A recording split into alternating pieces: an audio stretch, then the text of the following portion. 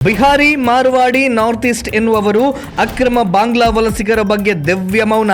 ಕರ್ನಾಟಕದಲ್ಲಿ ನೆಲ, ಜಲ, ನಾಡು, ನುಡಿ ಇವು ಭಾರಿ ಸೂಕ್ಷ್ಮ ಸಬ್ಜೆಕ್ಟ್ಗಳು. ತಾಯಿ ನೆಲದ ಮಾತೃದೇಶದ ಬಗ್ಗೆ ಈ ರೀತಿಯ ಅಭಿಮಾನ ಅಗತ್ಯವೂ ಹೌದು, ಆದರೆ ಸೆಲೆಕ್ಟಿವ್ ಆಗಿರಬಾರದು. ಬೆಂಗಳೂರಿನಲ್ಲಿ ಗಲ್ಲಿಗಳಲ್ಲಿ ಭಾಷಾ ಸಂಘಟನೆಗಳಿವೆ.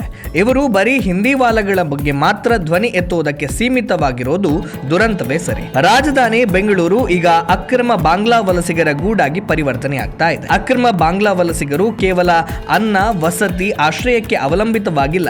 ರಾಜ್ಯದ ಪ್ರಜೆಗಳಂತೆ ಕಾನೂನಾತ್ಮಕವಾಗಿ, ಆರ್ಥಿಕವಾಗಿ, ಸಾಮಾಜಿಕವಾಗಿ, ರಾಜಕೀಯವಾಗಿ ಬಲಾಢ್ಯರಾಗ್ತಾ ಇದ್ದಾರೆ.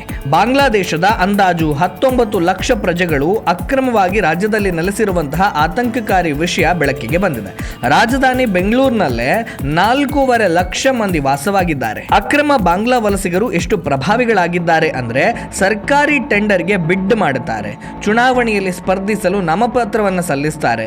ಇವರು ಯಾವ ಪಕ್ಷದ ಅಭ್ಯರ್ಥಿಗಳು, ಯಾವ ಪಕ್ಷ ಇವರಿಗೆ ರಾಜಕೀಯ ಆಶ್ರಯ ನೀಡ್ತಾ ಇದೆ ಅನ್ನುವುದನ್ನ ಬಿಡಿಸಿ ಹೇಳಬೇಕಾಗಿಲ್ಲ ಅಂತ ಅಂದ್ಕೊಳ್ತೇವೆ. ಪರದೇಶದಿಂದ ಬಂದು ಇಷ್ಟೆಲ್ಲ ಕಾರ್ಬಾರ್ ಮಾಡ್ತಾ ಇದ್ರೂ ಕೂಡ ಕನ್ನಡ ಪರ ಸಂಘಟನೆಗಳು ಇದರ ಬಗ್ಗೆ ಚಕಾರ ಎತ್ತುವುದೇ ಇಲ್ಲ. ಇದುವರೆಗೆ ಅಕ್ರಮ ಬಾಂಗ್ಲಾ ವಲಸಿಗರ ವಿರುದ್ಧ ಪ್ರತಿಭಟನೆಯಾಗಲಿ, ಆಂದೋಲನಗಳಾಗಲಿ ಕನ್ನಡ ಪರ ಸಂಘಟನೆಗಳಿಂದ ದಾಖಲಾಗದೇ ಇರೋದು ದುರಂತವೇ ಸರಿ. ನೆಲ, ಜಲ, ಭಾಷೆಯ ವಿಚಾರಕ್ಕೂ ರಾಜಕೀಯ ಮೆತ್ತಿಸ್ತಾ ಇರೋದೇ ಇದಕ್ಕೆ ಪ್ರಮುಖ ಕಾರಣ.